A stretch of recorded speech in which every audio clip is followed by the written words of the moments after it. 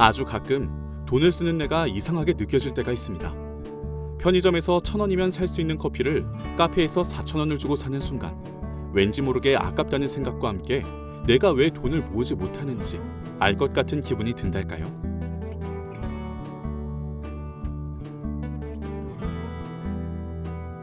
돈은 가치를 표시합니다. 돈 그 자체로는 가치가 없지만 그것으로 살 수 있는 다른 어떤 것의 가치를 표시해주죠. 그렇다면 어떤 것에 있는 가치는 누가 정하는 걸까요? 예를 들어 콜라 한 병이나 매달 내는 통신비, 휴대폰 기기 하나에 드는 비용을 얼마나 지불해야 할지 어떻게 알 수 있을까요? 가치는 반드시 기회비용이 생기며 기회비용을 고려해서 높은 가치에 따라 돈을 지출해야만 합니다. 그러나 우리는 때때로 소비를 마음먹은 순간 그 돈을 지출함으로 인해 어떤 것을 포기해야 하고 어떤 기회를 잃고 있다는 것을 깨닫지 못하기도 하죠. 그리고 여기 가치를 부정확하게 평가해서 손해를 입은 사례가 있습니다. 아메리카 원주민은 맨해튼의 소유권을 구슬 몇 개와 장신구를 받고 네덜란드 동인도 회사에 넘겼습니다. 소유권이라는 단어를 들어본 적도 없고 무슨 뜻인지도 알 수 없었기 때문이죠. 카페에서 커피 한 잔이 4,000원을 웃도는 가격을 받아도 사람들은 그냥 커피를 주문하고 마십니다. 바로 옆 편의점에서 커피가 단돈 1,000원이어도 분위기와 편안함을 선택하는 거죠. 우리는 여러 가지 방법으로 가치를 평가합니다. 그러나 앞선 사례와 같은 모순을 범하기도 하죠. 어떤 것의 대가로 과연 얼마를 지불하는 것이 합당한지 알아내기는 점점 더 어렵습니다. 돈의 모양도 지폐에서 카드로, 카드에서 휴대폰 속으로 점점 모습을 변화하고 있죠. 그렇기에 가치 판단은 더 중요합니다. 정확하게 산정해낼 수 없다면 적어도 어떤 비용을 쓸 때 내가 무엇을 포기하고 있는 것인지는 정확하게 알아야 후회 없이 제대로 돈을 쓸 수 있는 겁니다.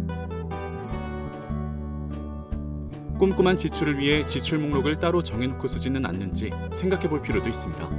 여기 매달 자기 가족이 특정한 항목에 얼마나 지출할 수 있는지 예측하여 배정하는 사람이 있습니다. $200는 문화와 오락 항목에, 또 $600는 식료품 항목에 배정하는 식이죠.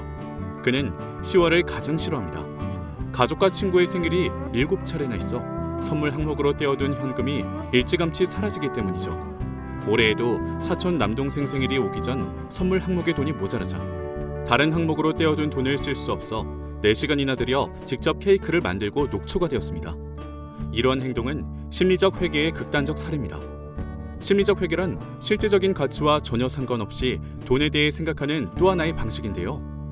다른 항목의 $1와 선물 항목의 $1를 각각 다른 가치라고 생각해서 벌어진 문제인 거죠. 대개 사람들은 이 사례처럼 자신이 가진 돈에 모두 동일한 가치를 부여하지 않습니다. 동일한 금액이라도 지출 범주에 따라 다른 가치를 부여하죠. 그러나 이러한 접근 방식은 돈이 대체할 수 있는 물건이라는 원리를 깨뜨립니다. 만일 한 봉투 안에 있는 돈을 다 써버린다면 남은 한 달 동안 생일 케이크를 4시간이나 들여 만드는 무리한 방법을 쓸 수밖에 없을 것이고, 또 다른 항목에서 돈이 남으면 그 돈은 쉽게 써버리는 모순을 취할 확률이 높은 거죠. 차라리 다른 항목에서 남은 돈으로 사촌동생의 선물을 샀다면 그것이야말로 합리적인 소비였을 겁니다.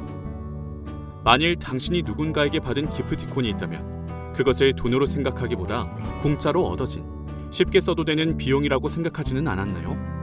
기프티콘 역시 특정 장소에서만 이용 가능하다는 것을 제외하면 화폐 가치가 있는 것입니다. 그러나 우리는 이것을 실제 돈과는 달리 생각하게 되죠. 저자는 속지 말라고 말합니다. 어떤 상황에서든 돈은 대체가 가능합니다. 또 모양이 달라져도 돈은 돈이죠. 우리가 손쉽게 선택했을 때 분명 사라지는 기회비용은 언제든 존재한다는 사실을 잊어선 안 됩니다. 올바른 가치평가에 도움을 주는 팁이 있습니다. 덧붙여 이러한 가치평가가 가능하다면 적어도 우리가 생각하는 합리적인 소비에 다가갈 수 있습니다. 첫째, 기회비용을 무시하지 말기. 지금 무언가 얻는 대가로 희생해야 하는 것이 무엇인지 보다 명백하게 살피라는 겁니다. 예를 들어 돈을 시간으로 변환한다면 내가 이것을 사기 위해 지불하는 돈을 벌려면 몇 시간 혹은 몇 달을 일해야 할까? 스스로 자문하는 거죠. 둘째, 모든 것이 상대적임을 항상 기억하기.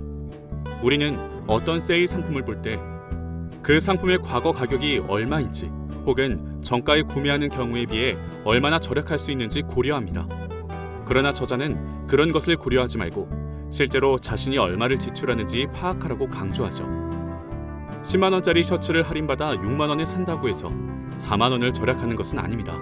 그저 6만 원을 지출할 뿐이죠. 셋째, 고통을 회피하지 말기. 지불의 고통은 돈과 관련해서 우리가 맞닥뜨릴 수 있는 가장 괴로운 경험입니다. 그러나 저자는 지불의 고통을 일정 수준 유지하는 것이 어떤 가치나 기회비용을 고려하는 데 도움이 된다고 말합니다.